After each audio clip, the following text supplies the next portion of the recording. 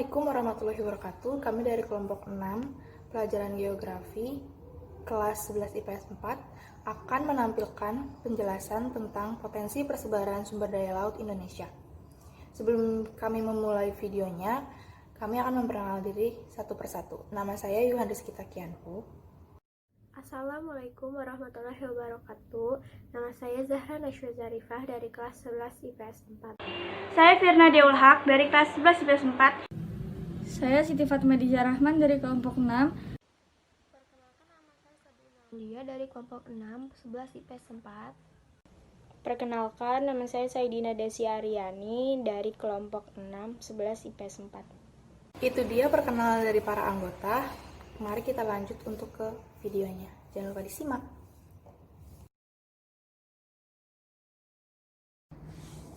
Laut merupakan 2/3 bagian dari luas wilayah Indonesia, yaitu 6,3 juta kilometer. Di dalam laut terdapat banyak kekayaan alam, salah satunya ikan. Selain ikan, ada juga bahan tambang seperti minyak bumi, nikel, emas, dan lain-lain. Terumbu karang dan hutan mangrove juga termasuk salah satu kekayaan yang dimiliki oleh sumber daya laut Indonesia. Yang pertama ada perikanan. Laut Indonesia memiliki angka potensi sebesar 6,4 juta ton per tahun. Berdasarkan angka aturan internasional, tangkapan yang diperbolehkan ialah 80% atau 5,12 juta ton per tahun dari potensi lestari tersebut. Kenyataannya Indonesia hanya mencapai 5,4 juta ton per tahun. Berarti masih ada peluang untuk meningkatkan tangkapan yang diperbolehkan, yaitu sebesar 720.000 ton per tahun. Persebaran potensi perikanan di Indonesia telah tersebar di seluruh permukaan, baik dari ujung timur maupun ujung barat. Hampir di seluruh Nusantara terdapat potensi perikanan.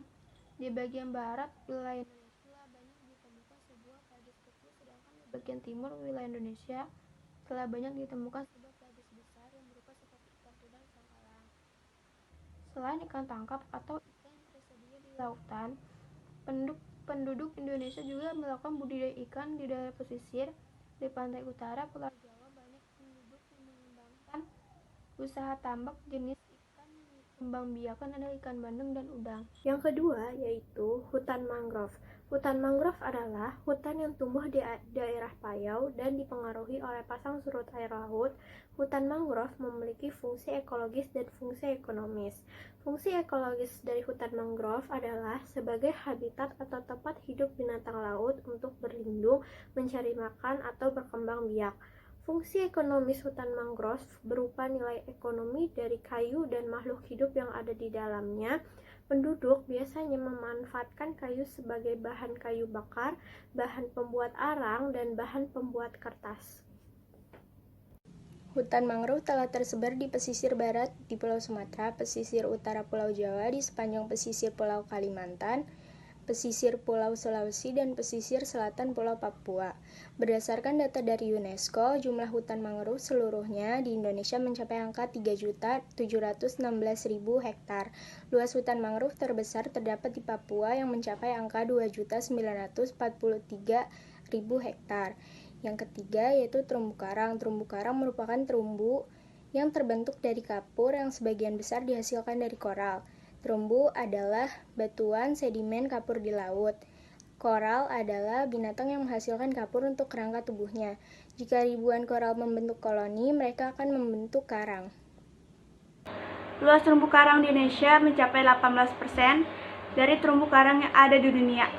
2.500 jenis ikan, 590 jenis karang, 2.500 jenis moluska, dan 1.500 jenis udang-undangan yang ada di dalamnya. Mengapa terumbu karang banyak ditemukan di Indonesia? Terumbu karang akan tumbuh pada suhu perairan laut 21 derajat sampai 29 derajat. Pada suhu lebih besar atau lebih kecil dari suhu perairan tersebut, pertumbuhan terumbu karang kurang bagus karena Indonesia berada di daerah tropis dan suhu perairannya sangat hangat. Pantas jika terumbu karang banyak ditemukan di Indonesia. Manfaat terumbu karang dapat bersifat ekonomis, ekologis, maupun sosial ekonomi sebagai berikut. 1. Manfaat ekonomi, yaitu sebagai sumber makanan, obat-obatan, dan objek wisata bahari. 2. Manfaat ekologis, yaitu mengurangi hempasan gelombang pantai yang dapat berakibat terjadinya abrasi. 3. Manfaat sosial ekonomi, yaitu sebagai sumber perikanan yang dapat meningkatkan pendapatan para nelayan.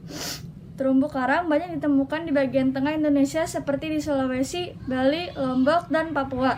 Konsentrasi terumbu karang juga ditemukan di Kepulauan Riau dan pantai barat dan ujung barat Sumatera.